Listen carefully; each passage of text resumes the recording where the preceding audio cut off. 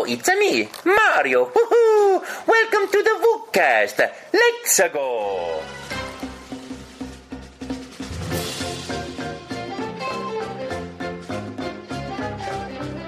Hello everyone and welcome to the Vookcast. It's episode number 178 and it's a podcast where we talk about all the Nintendo things.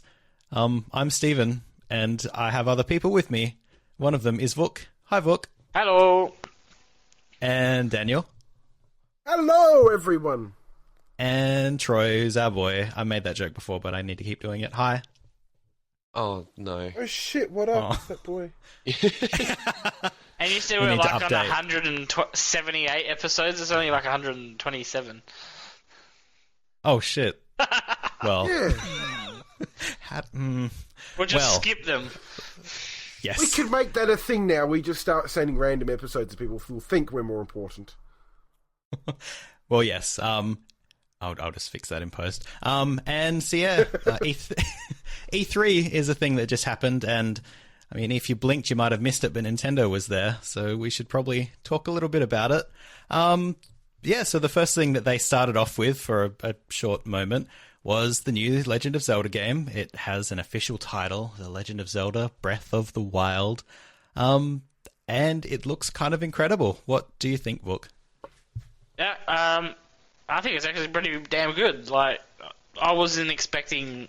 I don't know what I was expecting. Like, I expected a new Zelda and in HD and to try something new, but even like the small things they've changed are pretty crazy. And like, it's Zelda, but they've finally ditched 20 years of baggage, I guess, and made something. Like, it looks like the first Zelda in, as you say, probably about 20 years that doesn't look like A Link to the Past, just like again.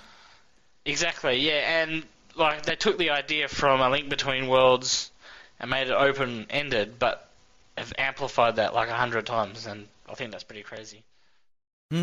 Like they seem to have learned a lot of lessons from, I guess, more contemporary games. You've got crafting systems and what looks like animal hunting, though I don't know if it's quite that.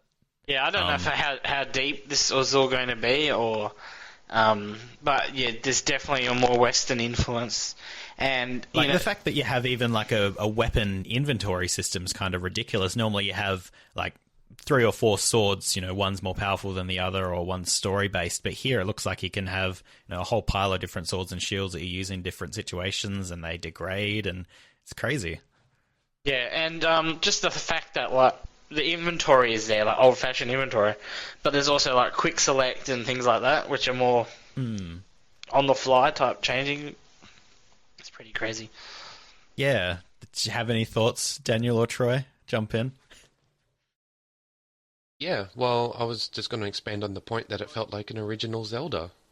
Like, that's a good way of putting it. 20 years of baggage gone. I feel that, especially the last 3DS Zeldas, they have been trying to move in different directions. Like, you look at A Link Between Worlds, sort of mess things up with the whole usual dungeon progression format, and then you had Triforce Heroes, which is its own completely different thing.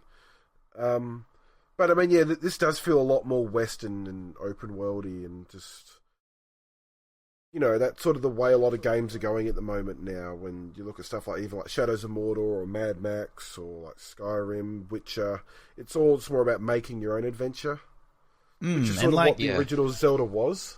Yeah, that exactly is what I was thinking. Like, it's the first Zelda in a long time that looks like it's going to play, to the same exploration and freedom as the first Zelda. Like, if you want to go to Death Mountain or whatever the equivalent is and just get completely wrecked, you can. But also, if you're really good at the game, maybe you won't get completely wrecked, and that'll be a cool thing to do. Well, it's worth noting that the closest thing I can think to an open-world Zelda game would probably be Wind Waker. And that was still just ocean. That didn't feel... It was adventurous. I'll give it that. I'm pretty sure Aonuma, when he was first talking about this, like 2 E3s ago, probably, when we first saw that first tiny bit of footage of it, he did reference Wind Waker as being what they wanted to do, but they were sort of constrained with the tech at the time. So that's why everything is just tiny, small islands. Whereas this is like, well, no, we know what we can do it now, and yeah.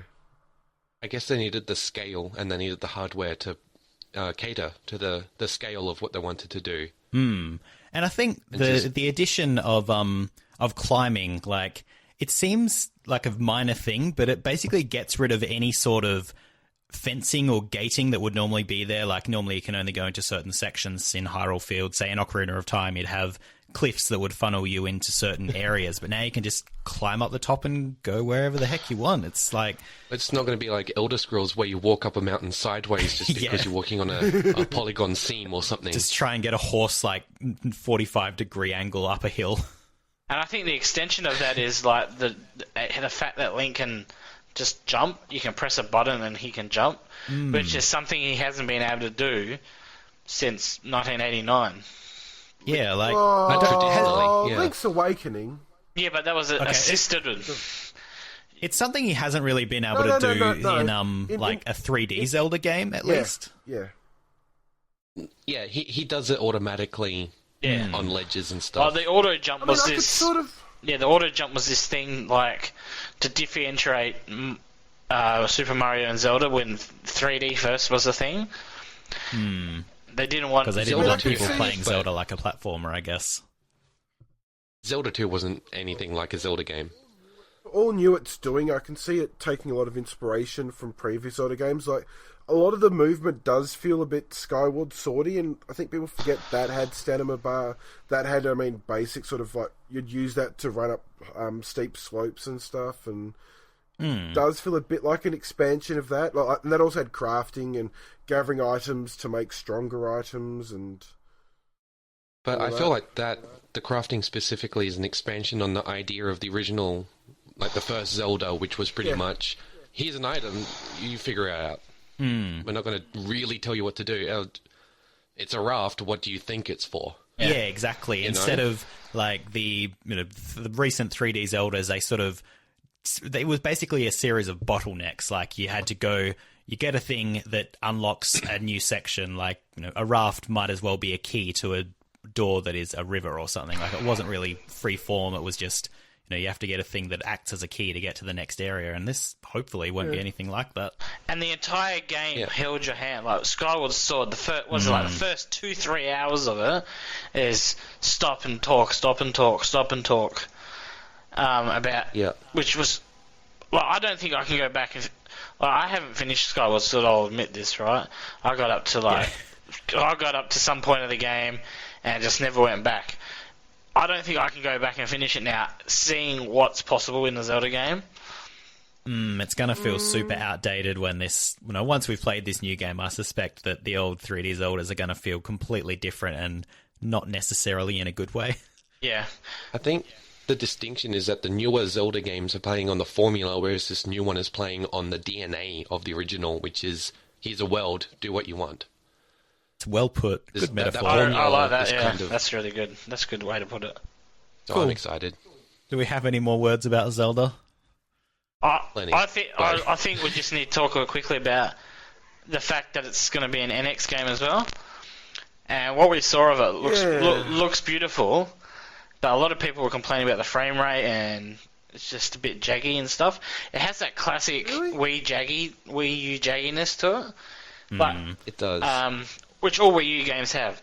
And I think even if the NX version, all it has different is that it runs at full 1080p and 60 frames, or even 30 frames solid, will be good enough. It's just good. Like, I posted a picture last night on Twitter, which was the GameCube version of Twilight Princess, and how everyone was excited for that. No one ended up playing the GameCube version. They bought it because it was collectible. Yeah.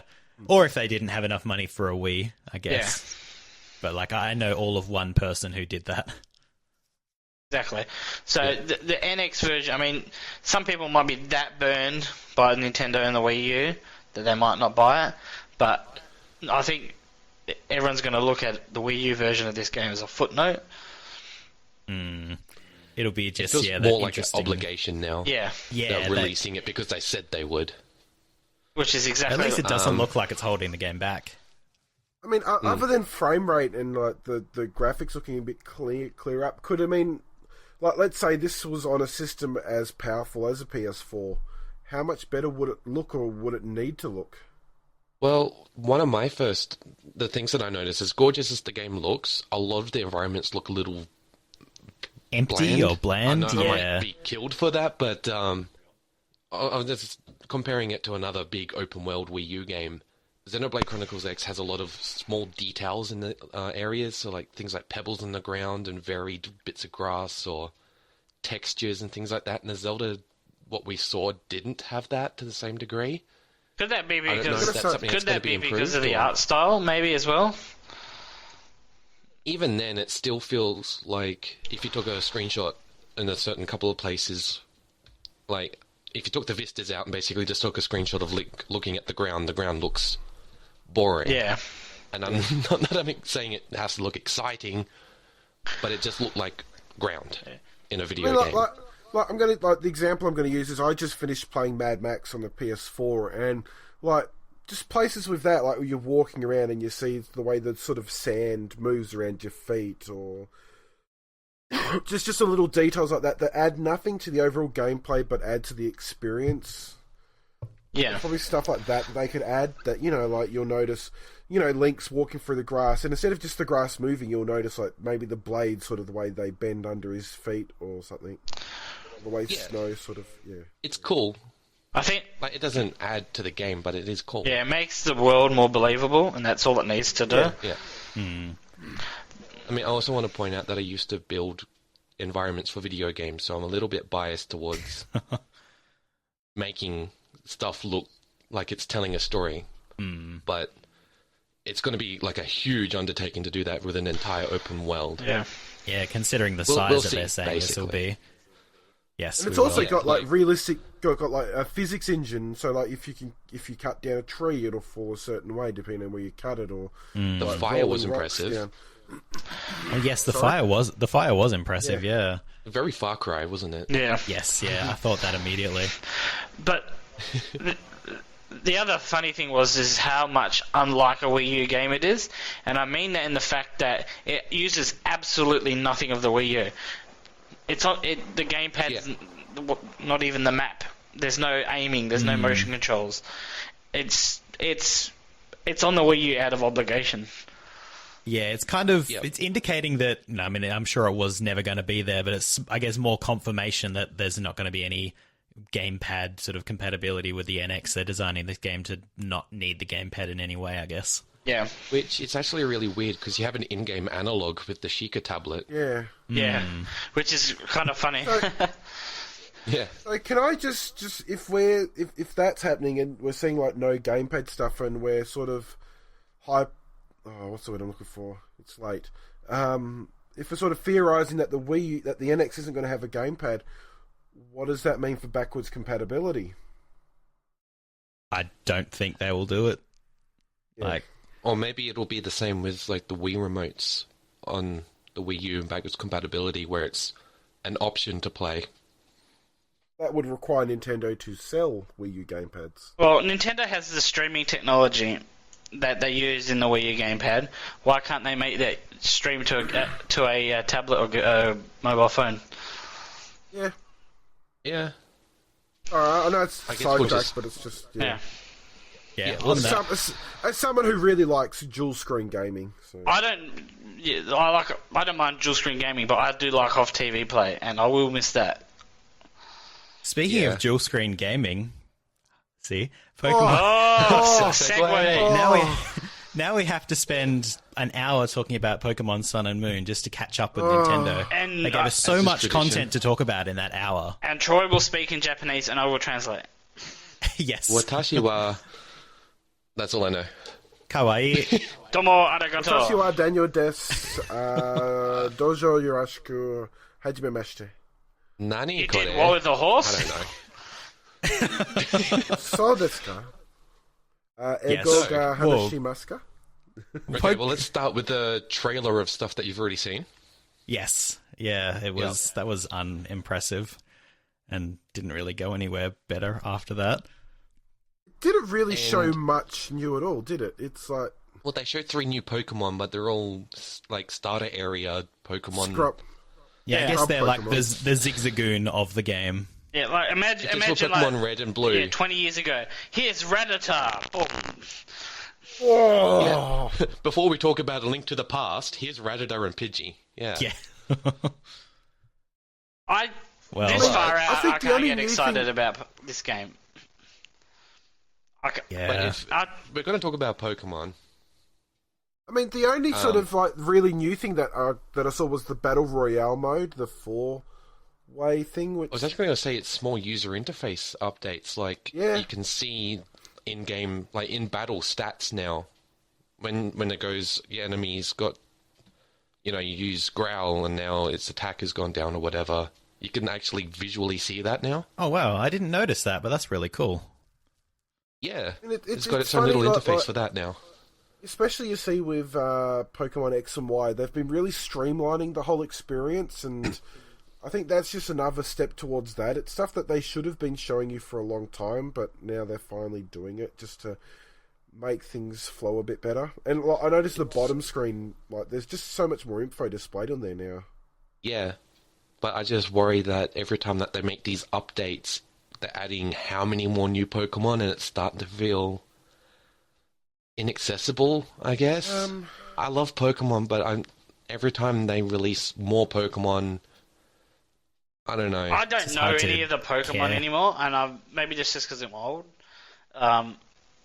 It's crazy because I can't get into the new Pokemon because there's too many of them to know. I was gonna say the most memorable ones are the stupid ones. It's like everyone knows Trubbish, everyone knows the bloody ice cream cone. Like who remembers? Like there was like some lion Pokemon, lion fire Pokemon you found early on in like Black and White or whatever the last one was, or Screw that. There's a chandelier. yeah, exactly. It's In like Pocket. yeah, Yeah. Oh. Anyway, But yeah, and I mean, as far as I can tell, apart from those neat little interface tricks, it's, I don't know, I'm kind of like Vook. I find it hard to get excited about just based on what they're showing, purely because it's sort of the same Pokemon we've been playing for the last couple of years with new Pokemon, new maps, but that just doesn't really excite me on its own. I'm sure I'll play it when it comes out, but Yeah, I mean I will too, it's but just more an obligation than anything I for argue me. people don't want anything radically new because you get something like Yoko Watch, which is new and different, but it's a twist on the Pokemon formula. People say, oh, okay, it's just a Pokemon clone, and then they just go back to Pokemon, but then they whine that Pokemon never changes. I mean, I don't think it necessarily has to change because I'm sure that I'm not the target audience for it anymore, and it's always new for a whole bunch of people, but I don't know, I find it hard to get excited about, but it's not really. there is a bit of a doesn't matter. dissonance there that if we're not the target audience anymore, why are they celebrating 20 years of Pokemon? You know what Well, I I mean? mean, we Yeah. got our virtual console releases and they threw us a bone. Yeah. Us old guys. That's OG Pokemon trainers. Yes. I mean, I'm excited for it. I mean, I think the game looks a lot like it looks. You can see like small graphical upgrades over X and Y. It looks like a nicer game. Yeah. I like how the camera sort of seems a bit more cinematic in some of the. Like, But even you can't X and Y. deny But these improvements are... Sorry. you're still the dumb old trainer who's trying to get the 8 gym badges and overcome the evil. I think it needs something new. I was just going to say that these improvements are starting to get to the point of diminishing returns. There's only so much they can really do with it now to make it feel worth going back to. Yeah. Series has been going for 20 years. I mean, it's surprising that it's remained relatively fresh this long. I mean, Well, for sure. other franchises, like you look at bloody what's the word I'm thinking? Like Assassin's Creed, that's only probably been going for not even 10 years, and it's like now already people are like sick to death of it. Or Call of Duty's like people are going over it. Pokemon's been doing this for 20 years, and it's still. It still gets so much hype and excitement out of people. Well, hopefully Yeah. getting things a bit more positive, but keeping it on the Pokemon train. Oh my god, we Pokemon all Go. hate God. Pokemon, don't we? Yeah, God, why do we even care? Why do we work for a Nintendo site? Why do we bother? I'm That's not excited critical. for it. I think it looks good. But yes, Hey, Pokemon can I- Go. I'll enjoy actually, it, but can I have a bit of a whinge though? I am really upset that they announced like there's going to be a koala Pokemon for it. Why? Because I had this great fear. Like, you know, every Pokemon game is set in its own unique place. We had this one set in Hawaii. Last one was set in France. Then, like New York before that. I wanted a Pokemon game set in Australia. That would have been awesome. And we could have had like we could have like the starters could have been a platypus as the water, and I don't know, there could have been like an electric koala could have been our Pikachu, and Japan would have fucking loved it. And Route 16 could have been across the outback and take an entire week to cross. Yeah. Instead of getting a push bike, you get a banged up ute. It could have been beautiful. Oh, that could have been a cane toad Pokemon. It would have been a quad bike. And you couldn't catch more than 6 Pokemon because the internet's so shit that they couldn't transfer the Pokemon back to the Pokemon Center. Our wildlife is so unique here. I reckon they could have easily made 150 new Pokemon and it wouldn't have felt like same old. Whereas, I don't know. We've had a kangaroo from the start, though. Oh, and yeah, well, there's 2 kangaroo Pokemons. There's the Kangaskhan and the Breloom, the little mushroom. That's a boxing. kangaroo? No, it's a kangaroo. And I think that's it off the top of my head. I don't know. Anyway, Pokemon. You know, We should probably move on. Clearly, we've gotten there. Oh, I just understood what you guys did. Pokemon Go. This is sort of the first actual footage we've seen of it, isn't it? Technically, Official, yes. yeah. Nothing has leaked so far. We've seen like a whole bunch of like concept footage, and there's been the people that have been in on the testing beta, but somehow they've kept a lid on that. And yeah, it looks like what's the game it's based on? I can't remember what it's called. Ingress. Ingress. Yeah, Ingress. It looks like Ingress with Pokemon, which I guess is what everyone wants. So that's cool. Yeah. I'll let I personally other see people it talk like, about it. Yeah, I'm sure I'll give it a try when it starts. And I mean, I even tried out that weird April Fool's Pokemon on Google Maps thing. That was fun for a little while, and this is kind of the same idea. Apparently that's where it all started. I was listening. I mean, I've watched a little bit of the day 1 stream, but I've mainly watched a lot of the day 2 stuff. And I was listening to that, and they were saying, yeah, it started with that like little joke with Google Maps, because the guy who made Ingress used to work for Google Maps, and he had a hand in that Pokemon April Fool's Day joke. And so he took, apparently he got contacts with Nintendo and then went from there.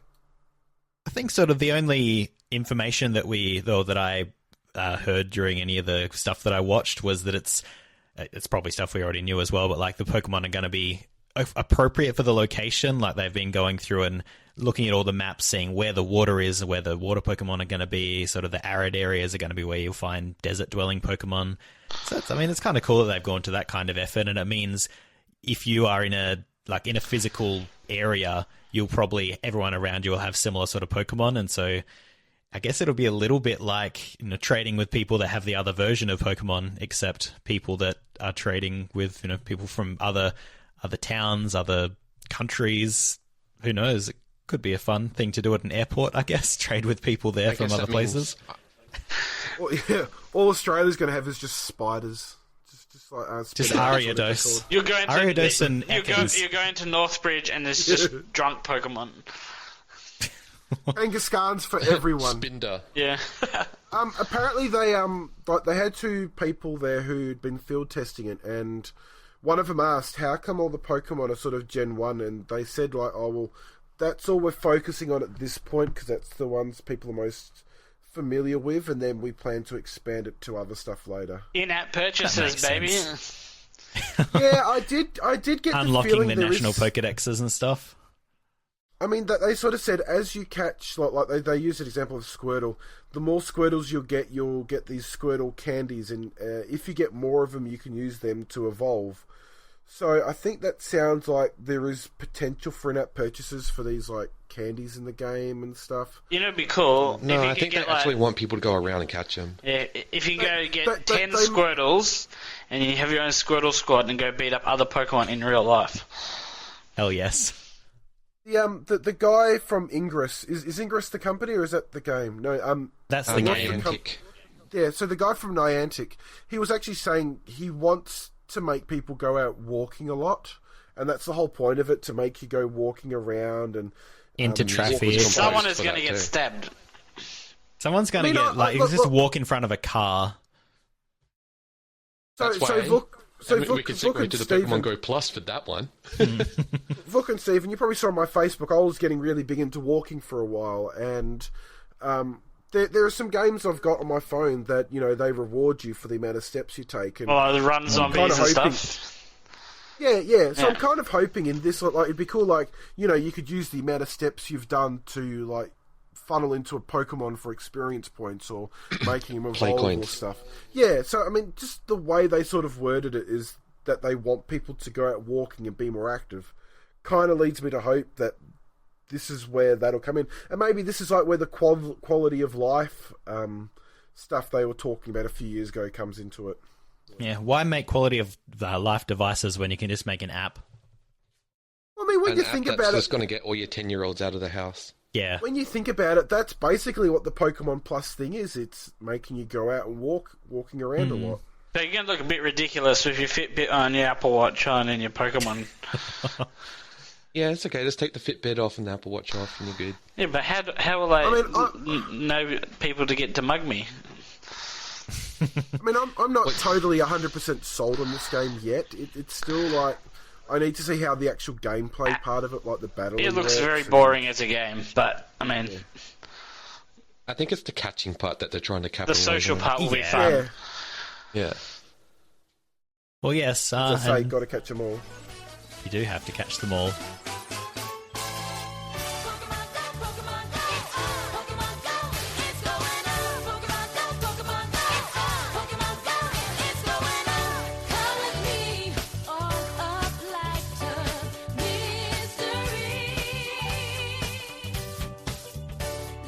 No, there's no way I can move into this. Ever Oasis is a thing that I know Daniel's excited about, and I'm not sure about anyone else. Okay, so So yes, you have free reign. Tell us all about Ever Oasis and why we should be excited Okay. for it. So, I don't know if everyone else is like this, but for me, there's like one game that I played early on that sort of defined my whole gaming career, and that was Secret of Mana on the Super Nintendo. I fucking loved it, excuse my language. And, you know, ever since then I knew I liked RPGs and all that. And so, you know, and I liked Square Enix. And then the guy who made this, Koshi Ishii, he stuck with Square for a while, and he made, like, Seiken Densetsu 3 and Legend of Mana and Sword of Mana and every other Mana game, and they all were kind of shit. None of them. Yeah. None of them were. I mean, you know, it was like diminishing returns because you always keep trying to change up the format, and it was like, no, just make that again. That was good. Till eventually he sort of got kicked out of Square, and then he formed Grezzo, which I don't know if Nintendo owns or they just get. I his know. help from, I'm but pretty he's sure been they're a working- second party. Yeah, they're like Yeah. Cow So, I mean- Labs or something, or... So Grezzo's been responsible for all the Zelda 3DS games, and even I think the other thing was like that Flower Town game on the Street Pass Plaza. Anyway, so yeah, it's a new sort of third-person open world-ish kind of RPG for the 3DS. It does and actually I'm look really pretty excited good, for like it. the graphical... Yeah. Yeah. Looks What little I gorgeous. did see of it looked like there was like multiplayer co-op going on, or at least multiple party members that you could sort of switch between that Yeah. had their own abilities and such like that, which is a little bit Secret of Mana. Yeah, and That I mean, boss like, battle looks sick. it's sort of taking a bit out of what's the one I'm thinking of? Crystal Chronicles, because it's got like different races you can play as, and the different races have different abilities. And I was watching the Treehouse stuff of it. They were demoing switching between the different types of races and how they could all sort of like one race was, I think, Seedling or something, could roll into a ball and like go full Samus mode. Get through puzzles, and like the dungeons have a lot of puzzle solving to them, so that's sort of where your Zelda influence comes from. The combat looks very Secret of Mana-y. The art style looks just beautiful. You've also got this whole sort of city building element to it. You've got your oasis that you need to build up and invest in buildings and buying resources and all that. So it looks like there's a ton going on here. Yeah, it's all Egyptian-based as well, isn't it? Yep. Hang on, what? I didn't notice that. I have to. I mean, I think I the have little to bit that I actually saw looked watch like they were in a pyramid. I, Yeah, I mean, it's set in a desert, so I mean... Ah. Oh, I was watching it all yesterday. Like they said, like, I'm just you're on this, the E3 site. yeah, you're this character, like a seedling or... I can't Yeah, remember what he's seedling called, sounds right. But I mean, he's got the ability to create an oasis for all the people to live in. So it's up to him to make this oasis as big and large as possible, and go out and quest to get more resources. Which is kind of where I get the Crystal Chronicles vibe from, because in Crystal Chronicles you were like this lone emissary for your town to go out and get the drops of whatever the fuck it was from the trees. I'm just looking at it. Seedling's know what probably I'm a good choice. I just realised his sword is an actual seed sprouting. It's pretty That's neat. really clever. I mean, the secret of mana game, like the mana games have always sort of had this nature element to it about like rebuilding the tree and all that. So Yeah, makes sense that mean- they'd keep that theme. the only reason I'm a little bit hesitant about it is because I was really excited for like Children of Mana and Heroes of Mana on the DS, and they all were just sort of a bit. He's very good at making games that like, oh, this would be a really good game if someone just had have wrangled in a few of the elements here or there. Like Children of Mana is a great dungeon crawler, but it's a bit boring after a while. And Heroes of Mana was just, Yeah. um, But I mean, I that's... fucking love Secret of Mana so much, and I just want this to be good. Well, Just hopefully it is. I also got a lot of Fantasy Life vibes from it as well, I guess. Yeah, actually, that was my first thought. I still gotta play that I mean, one. that's Day. Definitely has a big vibe. And I mean, that's another funny note. Like, Fantasy Life was made by Brownie Brown, who was also ex-Secret of Mana guys. So it's all sort of, like, works together and all that. It's all connected. And Like a great they did circle bring, of life. They did bring up a lot in the Treehouse segment, just like, because they had Koshiishi up there with them being translated, and they were talking about how like, you made Secret of Mana, you did a lot of work for Final Fantasy, you designed the Moogles and Chocobos and all that, so they're really bringing up. Like, I think the 3DS has a reputation as the RPG system right now, so Yeah, Oh, no joke. but it's funny. It's out next year. That's 6 months away. That's I that's least. ages away. I mean, this it would have to be one of the final 3DS games, you have to imagine, depending on what happens with the NX and if it is like, I can't just Replacing the 3DS. whatever it ends up well, being. the whole rumor that it's going to be both a console and a handheld. Anyway. Anyway.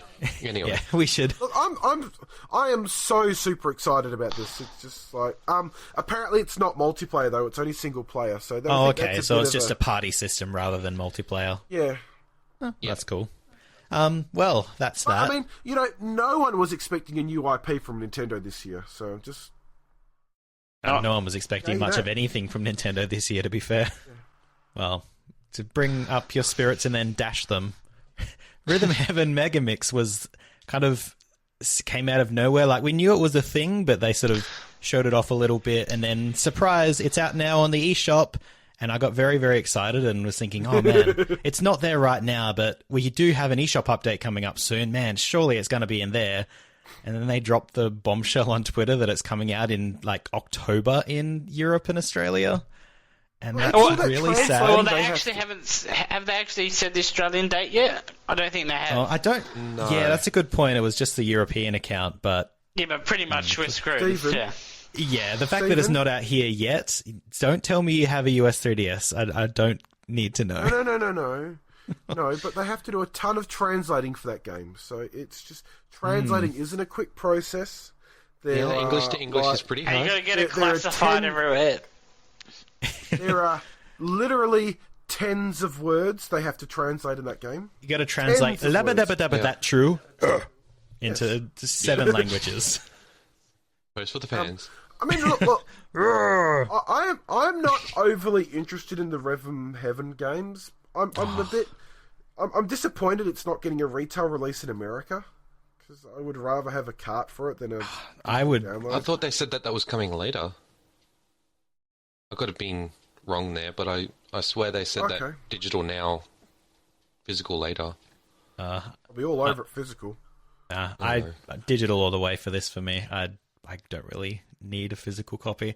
But like the reason I really wanted to try it is you've got Rhythm Heaven, I think it's just Rhythm Heaven on the DS, and that uses a touchscreen for a lot of stuff, which is fine, but it's not the way I prefer to play it. And obviously we never got the GBA version over here that used all the buttons, and this sort of brings together a whole bunch of the mini games from pretty much every Rhythm Heaven in the past, and lets you control them all just straight up with the buttons on the 3DS, and that just seems like the best possible Rhythm Heaven there could be. But we just can't get it for 4 months, and I'm sad, you guys. I've never actually played one of these games before, but I love rhythm games. And you'll fall in love. Correct me if I'm wrong, this is like the WarioWare team, isn't it? Or someone similar? It's a similar art style, at least. Yeah, it's definitely a similar art style. I'm not sure if it's the same team, actually, but I wouldn't be surprised.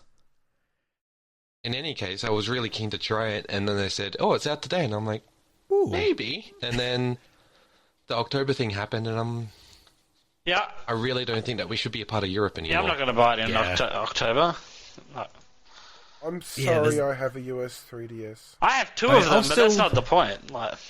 I'll still probably buy it in October, but like you were talking about before we started recording, Vook, that it's just going up against a huge amount of competition at the time.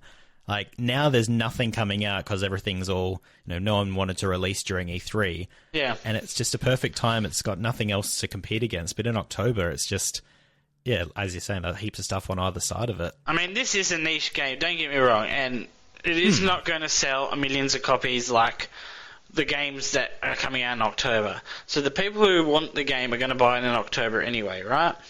But why make them wait till then to have it? It's an arbitrary thing, isn't it? This isn't like Bravely Second or Fire Emblem Fates. This is... Like, Yokai Watch 2 isn't going to come out here in Australia this year because there's no time for it now. Because, one, is probably not even it translated fully yet. And, well, I mean, they showed the Japanese version at E3, didn't they? Yeah, yep. Yeah, so... I mean, we got the American version last time, and that's why we got the game early. But once Pokemon hits the RPG market the kids' RPG market and up, it's just shut. So when does Yokai Watch come out here in Australia? It doesn't. I mean, that's the big advantage Yokai Watch had last year, was that there was no Pokemon games. This year it's like, you've got a bit of an uphill battle now. I mean, Rhythm Heaven's not going to be competing for the Skyrim, the Battlefield, the whatever the hell else is out on that day, dollars. But I mean, somewhat like for me, if I was going to buy it and it was out now and it was $29 on the eShop, boom, I'd do it right now because it was something cool that we got early. Why not? It's like a nice surprise. Like, holy crap, they did this amazing thing and put it out, without telling anyone. They did a Beyonce, and I would have just bought it immediately. But when you're waiting like Earthbound, like Earthbound Beginnings last year. But they didn't do anything like that this year at all, did they? Yeah, I mean, we probably could go on to it, but we shouldn't, and talk about how Nintendo's cross-region releases are getting worse. Like for every release that's a day apart, they have this stupidity that just shouldn't be anymore, and they need to fix it for the next console. Yeah, that's the thing. There's no middle ground. It's either it's really good and it all releases in the same week, or it's really bad and it's months apart. So you've got like the. Nintendo's really good with their main stuff, so like Star Fox, Mario, Zelda, that'll all come out right on time, but stuff like this, you do see a few weeks delay with it. And I found like, especially doing the DS videos, like I've researched like the release dates for stuff, and I mean there's usually like a good 2 or 3 months difference with like I think some of the WarioWare games or Yeah, I mean there is the overhead of the European eFigs translations, but a company company as big as Nintendo now should be able to plan out. Okay, we need this game. It's going to finish around here. Let's get it translated, started now. Every other company in the world can get a big game out everywhere in the world, except Nintendo. Except Nintendo. Yeah. But that's going to take changes at the core level of Nintendo and how they function as branches. Like Nintendo America hosted E3, right? And so everyone else is a guest there of Nintendo of America. Yeah. But the branches need to work together better, because you end up with shit like this where Rhythm Heaven doesn't come out. And you know what? I bet you all the Nintendo Australia, Europe staff would have been like, what the hell? Like, they would have had no idea that was happening. They probably knew about it the moment we did. Yeah. And I mean, that sort of get like just Nintendo America's attitude with this year's E3 is they did treat it as a very American event. Like, it's all well and good you want to do 8-hour streams, but what about the rest of us in the world who just sort of want to watch something quick and who has time to watch 8 hours of streams? And where do you find those streams later? Like, what's the point? Like, yeah. Well, they were also updating the schedule on the fly, which made it really hard to actually plan. There were like 3-hour gaps. Yeah, like and then you get to it, and it's like, oh, now we're talking about Yokai Watch next, and you're like, you could have told me so I could go to sleep. Yeah, or I could have woken up at a certain time to watch something I was interested in, even though it was going to be made available later. They could have just said, we're talking about this one after this one, TBA on time, because, things run overtime and whatever. But, no, I don't know. Oh, well. Well, yes. That's a topic for another day. I mean, yeah, I think so. It sucks. It sucks because, Yeah, and staying up so late. Staying up so late would lose a lot of colour in our skin, and need to splash some water onto it just to wake ourselves up a bit. Are you doing what I think you're doing? Which leads us into our next game, Paper Mario Color Splash. I wasn't expecting that. What a splashing segue. Yeah, let's paint right into this one. I don't even know where to go from there. Trying. Dear God, the game looks gorgeous. Yeah, that's one thing I can't deny. Like, it looks really nice. I have a question. Is that entire trailer all gameplay, or is some of it CG-ish? Because I don't think I've actually watched the trailer, but the gameplay that I have watched looked ridiculously nice. Because I watched it too, and I thought, what the hell is everyone complaining about? Like, this looks like a really awesome HD, Paper Mario. It is the first time they've done Paper Mario in HD, isn't it? Yep. Yeah. They've all been on, all the recent ones have been all on portables and stuff. Yeah, but you can really tell. But I think the first minute of the trailer isn't in game. And if it is, it's really good looking. But I mean, just. Oh no, I did watch the trailer. I just forgot about it. I watched. This is enough. One of the ones that I sat down and watched all of. I had, because I've got 2 monitors at work, and I had sort of this stuff on one screen and my work on the other, and I was sort of like occasionally glancing at it between. How the heck can you do that at work? Far out. Hey, how do you get away with that? Tell me your secrets. Shut up. Yeah. Shut up. Do you work? I'm not. No. Let's just leave this podcast on their doorstep. But I mean, they actually talked about like the graphics and just what the work the team who did this. They actually made it so that they said this is the first game in the Paper Mario series where everything is legitimately made to look like it's made out of paper, and to the point that they actually went researching different types of paper and different textures. They just wanted to go on a field trip. Different looks. Yeah. Well, they did that with Yoshi's Woolly World as well. Yeah. They went So, yeah. Oh, I'm reading some of the They put a complaints. lot of work It seems to be the combat people are complaining about. Yeah, I'm sure I'll have things to say about that.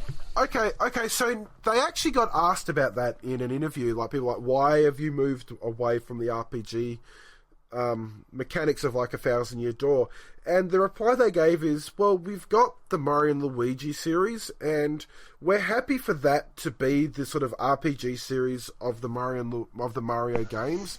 With Paper Mario, they want to be a bit more adventure-y and experiment.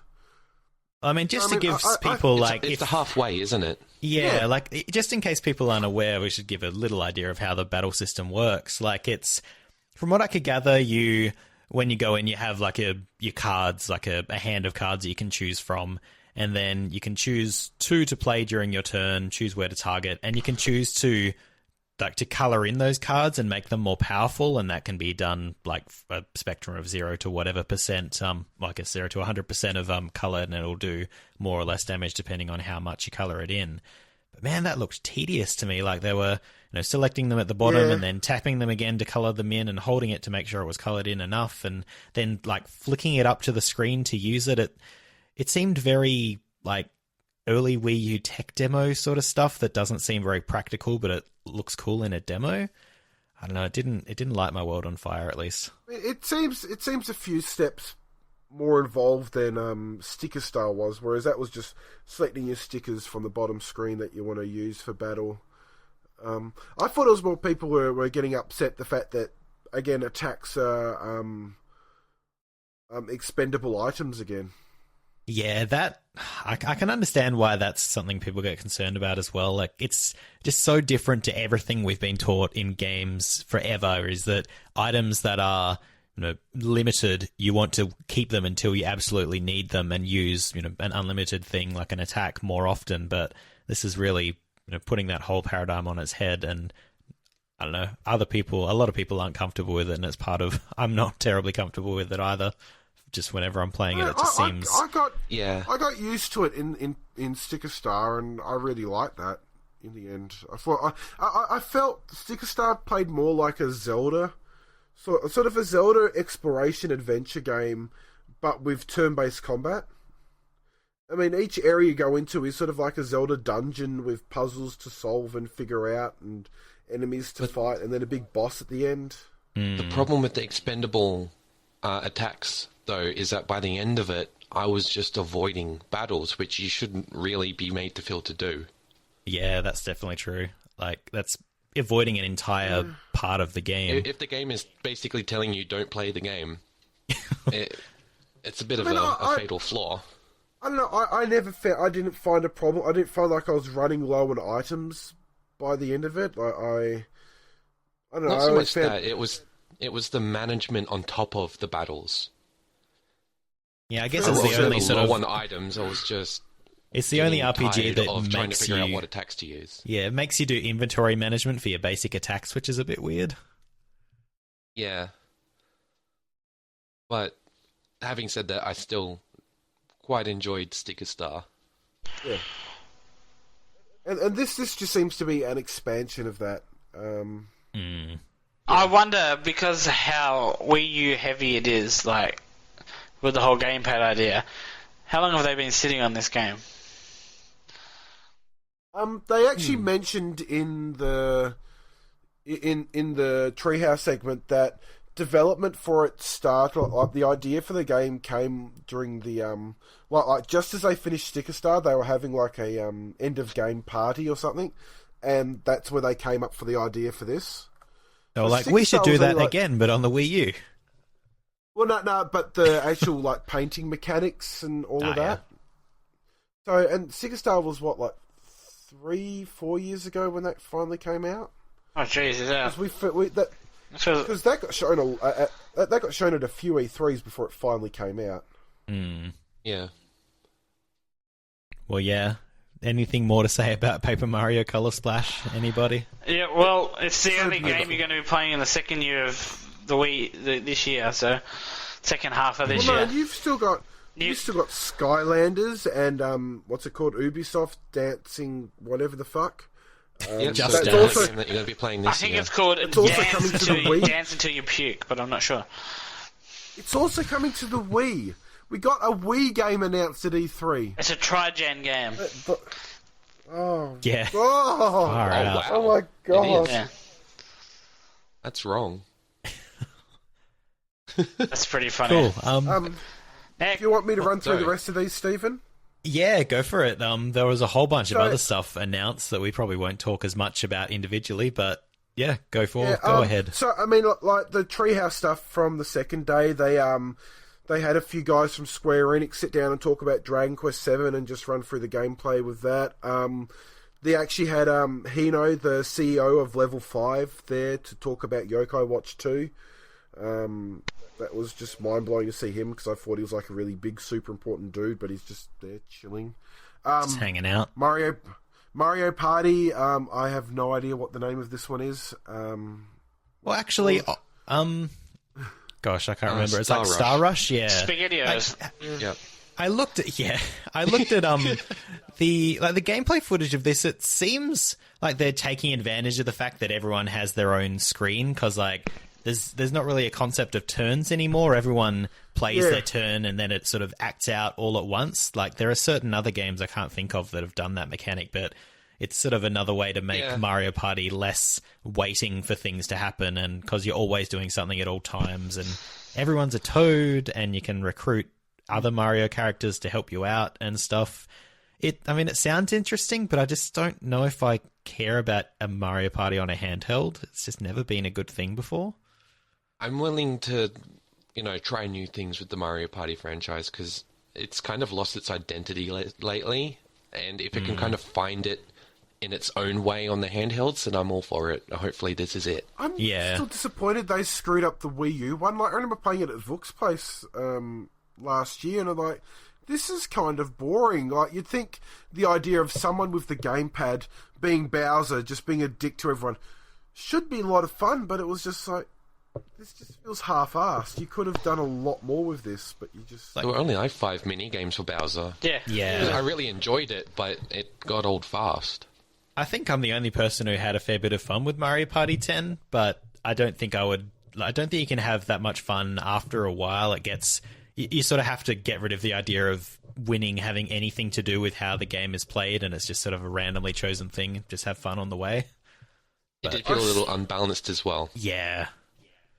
I swear, I need to get you guys to play Dokapon Kingdom one day at Vook's place if we want to play a decent, like, video game, board game on the Wii. What's that one? It's amazing. It's a board game RPG, so it's like the whole world map is just a huge board game, and you roll your dice to see how many places you move, and it's all sort of weird and insane. Oh. All that. But heaps of fun. Well, yeah, the other stuff that they've shown has mostly been things that are coming out very soon, I guess, similar to Dragon Quest. Actually, on Dragon Quest, I'm probably not going to play it when it comes out, because I've sort of been lucky enough to pick up a whole bunch of, like, the DS Dragon Quest games, like, from various sales and from nice people on Twitter and stuff like that, but... My friend, you are in for a treat with all of them. I'm happy that 7, because 7 and 8 are coming. Like 7's the one coming soon, and it looks nice. I'm sure I'll enjoy it when I get through the Dragon Quest games I already have in a decade. But it's good that they're bringing it. I'll talk about it later at the end of the show, I guess, when we're doing the wrap up. I'm still working through Dragon Quest 9 at the moment for the videos. And I'm loving every minute of it. Just like, even looking at it as a DS game, I'm surprised about how good it looks. But then I look at this and I'm like, oh my god, it looks so good. I just want to play it now. The slimes and give me it. God, I love Dragon Quest at the moment. Well, you want to know something funny? I've never played one. I looked at the trailer for Dragon Quest, whatever the hell, the one they showed at E3, and I thought, this game actually looks pretty good, and this is me talking who doesn't like RPGs. Yeah, you're not really an RPG guy. I just don't have the time for it. Like, I would love to... Unless it's called Golden Sun. Oh, I'd play that in the instant, like, boom.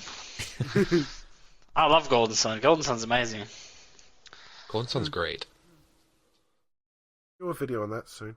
Even like Yoko Watch 2, I got pretty excited looking at that. Just the little differences between Yoko Watch 1 and this. Tighten a few things up a bit. Tokyo Mirage Sessions got... They didn't do much. They just sort of ran through a dungeon and showed how battle worked and all that. I think it's just because they needed to pad things out a bit. So, but I have a question about this game. Am I missing something? what the fuck? Like, what is it? Like, It's a Persona game with some Persona Fire game. Emblem references it in it. just goes basically. over my head completely. Like, Yeah, like the whole Japanese pop music theme is not gonna get. There'll be specific people who will be amazed and love it, but not many people are gonna see the appeal. I guess it's not really a. I mean, I'd thing. say it's safe to say Stephen and I are probably the two out of anyone on the site, the ones most excited for it. But even then, hello. we're like, Yeah. okay, sorry, I you I stole didn't know if you were. Troy's. He likes it too. Sorry. Well, I mean, I'm a huge Shin Megami Tensei fan. Steven's a huge Persona fan. See, Shin Megami Tensei. Persona I'm is- pretty sure I had that for dinner last night. Yeah. Oh my god. And we also got Box Boy announced, which is the follow-up to Box Boy. I honestly didn't watch the Treehouse for that because I'm like, I don't need to see. You Nah, I play just that want to for play half an that. hour. Just give it to me now. Yeah. Yeah. Monster Hunter Generations looks good, but I mean, this thing It's a outside small of Monster Hunter. yeah, and outside of Mario Party and Ever Oasis, everything was known quantities, I guess. And it's like, yeah, Especially these with like games have been Tokyo out Mirage Japan. sessions coming out like literally the Saturday after E3 or the next Saturday after E3. It's like it seemed a bit pointless to demo it. As you say, it seemed like they were padding things out rather than showing Nintendo anything do new. always do this though. Like That's last true. E3, they showed a game that came out like a week before E3 or something. Yeah, that's fair. But even last year they had a lot of content to show. Like it wasn't just, I'm pretty sure we had LBX, we had like a few Wii U games to show off. Whereas this year it was really, you're really sort of clawing at the bottom of the barrel, and they didn't even do anything with indies. Like you'd think, hey, why don't you show Shantae during one of your half-an-hour segments? Why don't you show Mighty Number 9 or something? Yeah, like they're all in the You know, they're the all really in the big thing press about kit, that though. and Yeah. like, but well, They even were like the looking at first things listed on the actual E3 games tab. yeah, And they weren't shown. there was pretty much nothing about Nindies this year from their actual On presentation. the And even- Treehouse. Yeah. And I mean, even their press kit, it's Axiom Verge, it's Severed and Runbow. Runbow, yeah. That's it. And Yeah, Yotan? Sorry? Yotan? Oh, what's that? I haven't even looked at. I did see it there. I didn't look at Valhalla the trailer Edition? for it. But I don't know. Yeah, it's just. I mean, Got a and I really know nice there's design though. I know there's a ton of stuff coming out for it, but I mean, it's like, heck, even that Sonic Boom game for 3DS could have got some time on it, but they didn't. Well, I mean, we could probably transition this into a chat about what we thought of how the overall presentation went. Like, it's Before you do. okay. Gosh, I was trying to segue. Far out. One last announcement. We got new amiibos. We got a Yay. Waluigi amiibo and some others that are irrelevant. No, well, glow in the dark boo. Okay, that's true. Did we and get to be a fair, Toadette? some really pretty Zelda ones as well. I tell you what, Did we get a Toadette? Oh, the best thing Shit, we didn't talk about the Wolf Link. Did you see what that does for Zelda? I think that's pretty Gives you cool. some As It Hearts? puts Wolf Link in. long as it doesn't break the game, like the balance of it. Well, no, it summons a wolf into the game. How cool is that? Wait, does it? I thought it just gave Yes. you like, oh, No, I must Then not you have get been like paying Wolf Link attention. as a companion in the game. yeah. Oh, that's neat. Sorry. Cool. We'll see how it actually plays out, but Yeah, I don't want it to break the balance of the whole game. well, once you put a dog in it, you know it's going to die. That's true. No. A dog in a video game. No. No. Oh, I'm sorry, but It's the law. You have to understand. Yeah. Holy this. shit! That new Diddy Kong amiibo looks really hot. Sorry. just don't want to acknowledge the dog thing. Yeah, it does. You know what the best thing I got out of E3 though was that Zelda Emeroids. rock climbing thing, Yeah. the artwork. Nintendo gave it to us in like a format that's like bigger than like 600 floppy disks, and like Yeah. and I'm going to get it printed and put on the wall like as a canvas. Yeah, and I've got it Oh. here. Like it was 162 megabytes of JPEG. That's like billboard size. I Jesus swear. Yeah. Christ. Yeah, so I'm gonna go ridiculous. I'm gonna go Big W and get that printed out and put it on the wall. Man, that's Stephen, so cool. I'm sorry I interrupted your nice segue.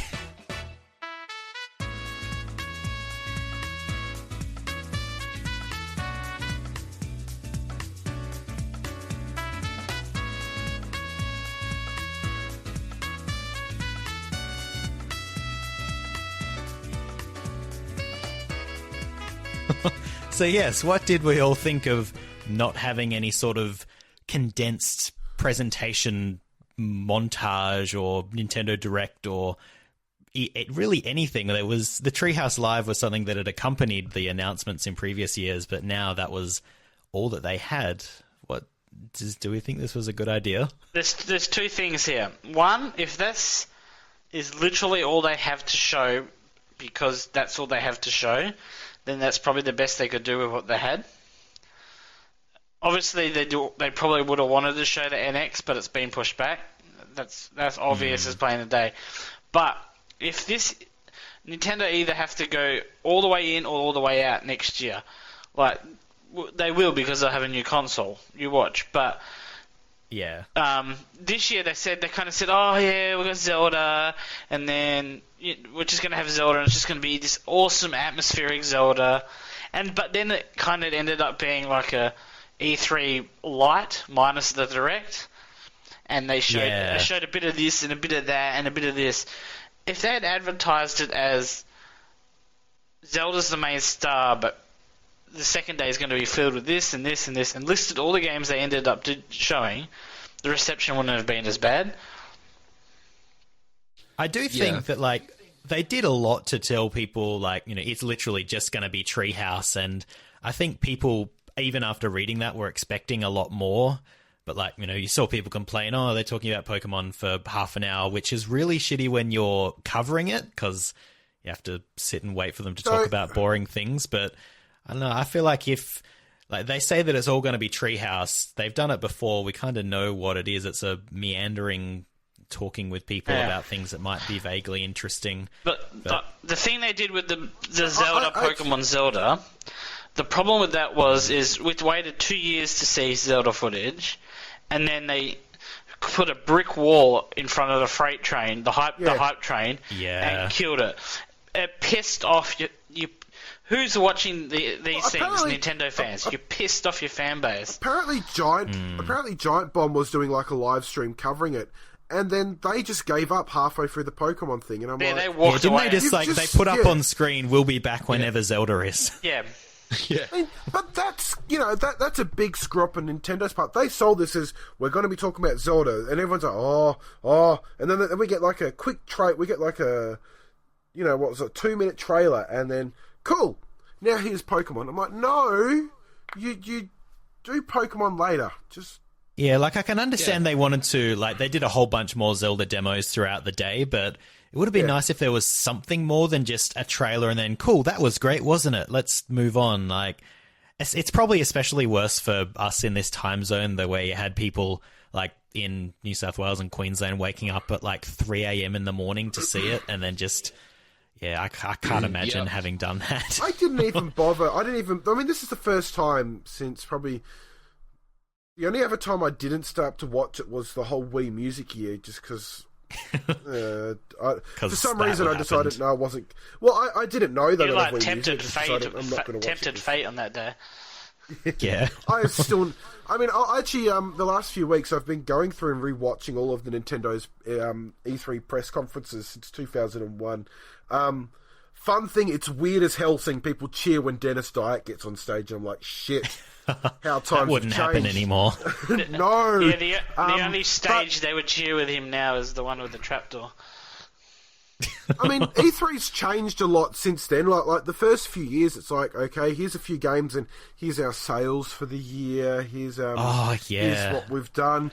Now we're going to have a Q&A at the end. Does anyone want to ask any questions? Whereas nowadays, it's all about the hype and circumstance of it. And I guess that sort of changed, like, because back then it was a lot more for press and for reporting, and now it's, I guess people are catching on to what Nintendo have been doing with just giving trailers direct to people, and now Well, looking I at sort of Sony, for noticed- example, the first half hour was just trailer after trailer after trailer.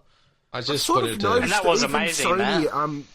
Yeah, I've sort of noticed even Sony did their own sort of like Treehouse events, like their YouTube page is just full up of interviews that they'll do for like half an hour with developers and all that.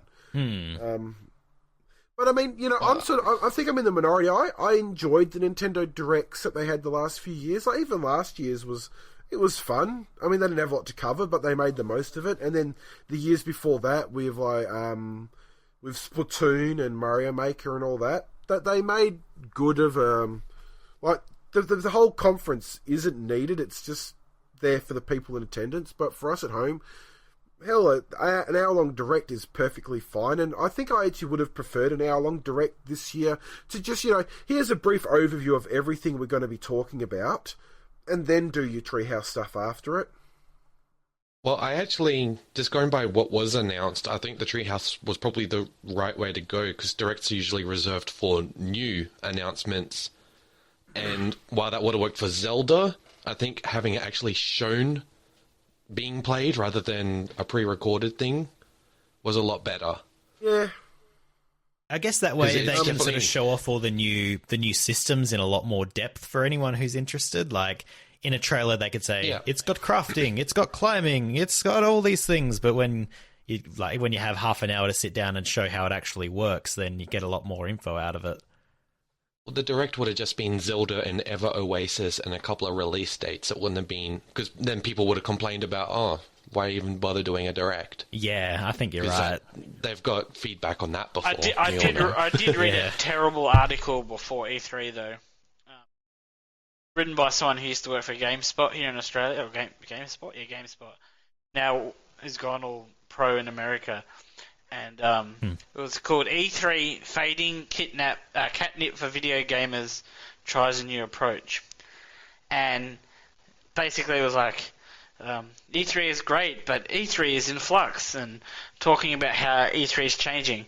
But not once did they mention how Nintendo changed E3. And I think the first year Nintendo didn't do, that was the year I was there, and they just did a Direct. And I was in LA, ready to go to a Nintendo conference, and I was sitting in my hotel room watching a Direct. That first year they did that, everyone was like, this is horseshit. But now, everyone does it.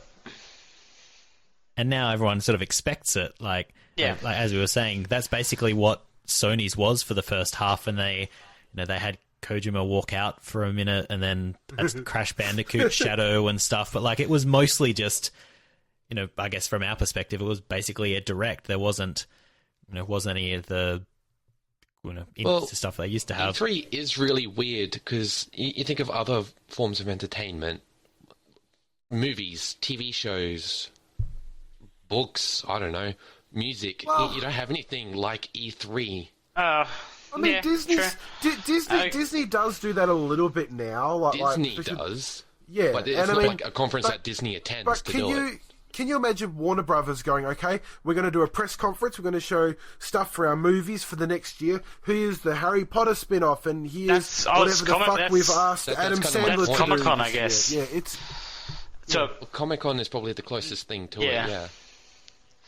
But E3 just feels really peculiar when you think about it. Why? It's basically treating gaming like it's above other forms of entertainment without actually being above other forms of entertainment. And I guess it's a Nintendo... part of it is that all of the console manufacturers are marketing their own. You don't have competing Blu-ray players going, this is why you should buy a Sony Blu-ray player, but each of the console manufacturers has to have this thing to push their own hardware over other people's hardware, whereas movies are, most other media, it's just you buy the media on whatever you can watch it on, but it doesn't really have a company behind it saying, yes, we're going to get exclusive Blu-rays for our brand of Blu-ray player and stuff like that. Games are weird. that usually happens It's at just the retail games. level, which is funny. Yeah. Yep. And I mean, Well, yeah. we're the whole Wii U generation for Nintendo has pretty much been about the big push for it has been the Nintendo Direct. They didn't really do that pre-Wii U. I think that there may have been one or two. But since they've started doing the directs, they don't need to do E3 as much. That's something instead of doing all their announcements at one point, they can space it out throughout the year. That said, I mean, since the passing of Iwata, the directs have sort of been, they're not as frequent, but I think that's also part because Nintendo's in a big restructuring point right now with where they are. So, and I sort of wonder what the future of Nintendo Direct will be going forward. Because, I mean, you could sort of argue the directs haven't really made a big difference to Nintendo. Like they're at their probably lowest point ever. And despite being more hands-on with the community, it's not really paid off. Directs definitely work on a Nintendo level because it's showing their personality as a company. Yeah, and arguably they've got a lot of that. Not too many other companies at the same level of Nintendo really do that. I have that level of personality, so... Or personalities. After the restructuring, we'll see, I guess. Yes. Actually, speaking of personalities and just the opinions on the whole conference, Miyamoto was really downplayed this year. Like he showed up for the Pokemon Go thing, but I don't remember seeing anything else from him. And even like Reggie didn't show up much. Yeah, it's weird. Like, before it all started, they were like, oh, Reggie and Miyamoto are ready for E3, and they kind of didn't do much. Apparently Miyamoto hasn't had that much interaction with the Zelda game, and that's, their big thing for E3 this year, so that makes sense. It does. He was all busy working on Star Fox. And Reggie definitely has more of a direct personality rather than a press one, if that makes sense. Yeah, he's very corporate.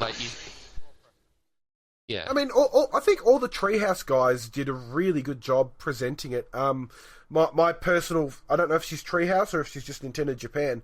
It was this one sort of like this Japanese woman who was playing Zelda and was just seemed to be the most evil, horrifying, bloody moblin destroying badass ever, and was just taking delight in going through the Hyrule Field, the plateau, just destroying all the camps. And they're like, maybe we should go look now. She's like, no, we're going to go destroy them all. They don't deserve to live. I'm like, Jesus Christ, evil, woman.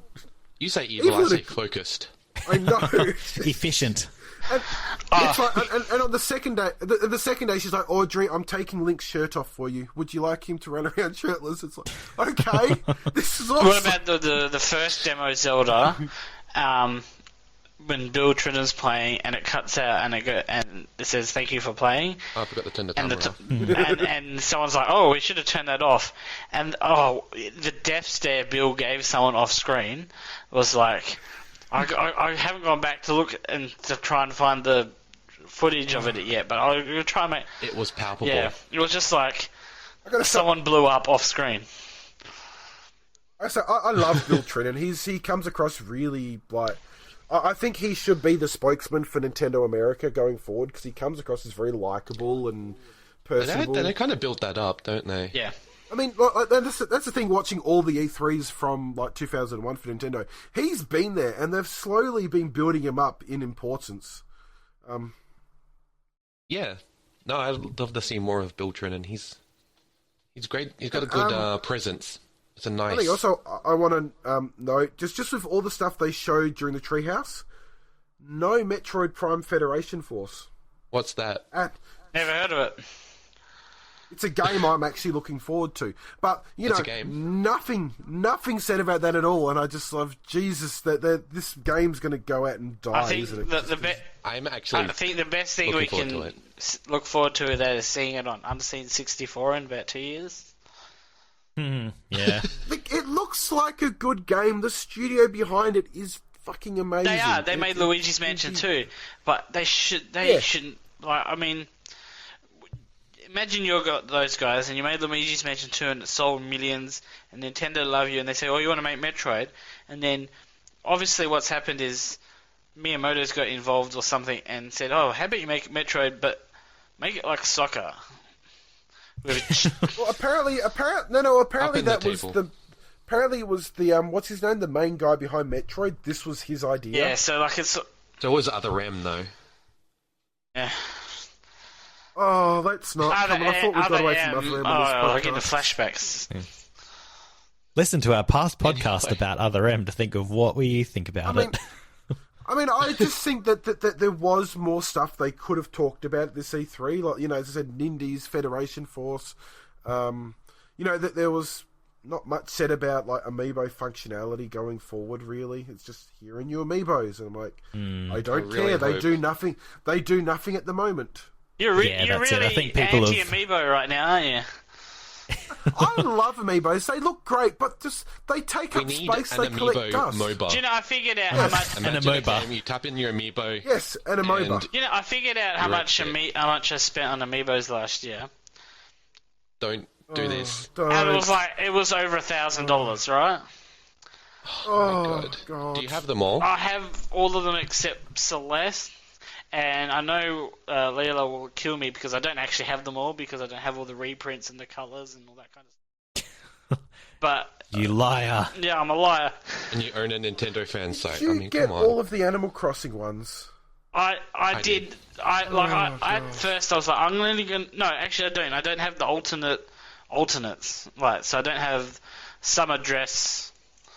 What's her face? Isabel. Oh man, you are missing out. So I'll buy them when they're $4. But I bought all the ones I like of the Animal Crossing ones. So Blathers, Kicks. If you spent over 1,000 and I've got more than you. Yeah. Just look at how many you have and multiply that number by 17 and then just cry. And last year I was really poor. I had had no money last year. And but still found amiibo money. It was the damn amiibo money. I didn't buy any games last year. I'm still playing Battlefield 4 and Smash Brothers and everything old, and I'm going through all my old DS games, and because all I did was buy bloody amiibos. I come back on a Saturday morning and unbox 10 of them, and then I hate myself. Yeah. But you keep doing it. Yeah. I know exactly how that feels. The video game equivalent of buying an entire tub of ice cream and eating it all. Yeah, I did that today too. That was great. It's probably better, it cancels out the amiibo ban. I like Yeah, clearly. I like the idea of Mario and Friends Amiibo challenge. I'm like, this is actually cool. This gives me a reason to use my stupid fucking amiibos. But I want more, and it's just... Imagine a Diablo-style game with amiibo. You tap in your character, you play as them. That's called Skylanders. So what does... So okay, there is a Waluigi and a Boo amiibo. That's great. Yes. What do they do? They look great. What game do they work Well, Waluigi amiibo, it cures cancer, okay? So... Yes. Well, now that we've worked out exactly what we think about the presentation method for E3... unless anyone had anything else to add, I think we're pretty well ready to wrap up. I think. For president. Yes. Well, were we happy? As we could be. I am happy that Zelda surprised me. I was ready to write that off as just it's just going to be another Skyward Sword that is moving further and further away from what I want. But yeah, this E3 has made me excited for Zelda, and I didn't think it would do that. It's basically the Elder Scrolls 6 Hyrule. Yeah, Zelda was good. Everything else was crap. And Daniel, your summary? The awesomeness of Zelda, is right up there, and it just made everything else just. That is the official Vooks review. Yeah.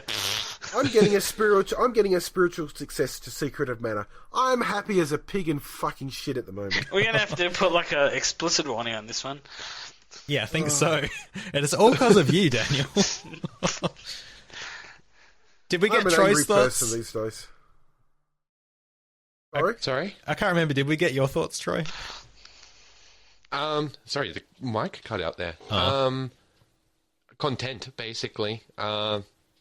Zelda really blindsided me. I was expecting the same as you, just oh cool, Zelda, I'll probably play it, to I need this injected into my veins. Mm-hmm. And then everything else was just icing, I guess. Icing. I mean, those amiibo you know me, I'm an amiibo nut. So having new ones of characters that I actually really wanted also happy. I actually bought Roy this week. I should say that. Actually, I'm Roy, surprised. not Troy, right? I bought the Troy amiibo. I'm surprised there was nothing about the last 3 Smash amiibos. Like no Bayonetta, no Cloud, I thought about no, that. Torrent. I was like, yeah, where the hell are they? They're still not. I think what's going to happen to them is because the amiibo thing has passed the peak period, they're going to be like a limited release. You'll have to pre-order them. Yeah, you talk to most retail stores now, and they're just like, we're trying not to order as many amiibo as we have because we can't get rid of the ones that we have. Yeah. But at the same time, a Cloud amiibo, I think, is going to be just weird enough that people are going to... Like, the Ryu amiibo in my time in retail, that did sell. Because they're like, what the hell? Because that came out around the same time as Street Fighter V, so... It didn't sell or did? Oh, okay. Yep. Yeah. Fair bit. I got this Ryu amiibo. Why isn't it working with my Street Fighter V? Why isn't it? Where's my NFC reader on my PlayStation 4? I just put it on my DualShock. I put it on my Vita. Why isn't it working? It'll give me single player content. Why isn't it doing it? That's where Street Fighter V was hiding. Ooh, topical. Well, on that, I guess we'll wrap everything up as we usually do with a quick cover of what's been going on the site recently. It's clearly been a while between podcasts, so I won't cover everything. But as far as recent stuff that's been going up, we've had a review of Kirby Planet Robobot, which is fairly positive. A review of Rhythm Heaven Megamix. How did we do that? It's not out in Australia. It's a mystery. Woo. Time travel. We stole it off the ship that's taking like the 3 months to get here from Japan. That very slow ship to Europe. Yeah. What else do we have? There'll be a review of Super Robo Mouse going up soon, which is that's my review. It's kind of not great. Gosh, what else do we have? I think Daniel has something to mention that he's been doing, not necessarily Vooks related. Well, no, actually, I do have something Vooks related to mention first. Most recent episode of Touching is Good went live on YouTube about 2 weeks ago, I think. Next one should be soon. I've just got to finish the script. So, Dragon Quest, a series I enjoy a lot, turned 30 a few weeks ago, so I'm covering all the Dragon Quest games. The first episode of this... Well, episode 7, whatever, the first part of this Dragon Quest epic quest covers Dragon Quest Rocket Slime and Dragon Quest Monsters Joker on the DS. Next one will be the 4 and 5 remakes, and then so on. So check that out. I'm really happy with it. Turned out quite well. And also, I'm doing a thing with some friends in a few weeks called on July 23rd at 8 a.m. WA time. I'm taking part of the 1-Up Marathon. Now, what this is we're going to be playing video games for 24 hours straight, which most people say that sounds easy, but you do anything for 24 hours without falling asleep. Dare ya.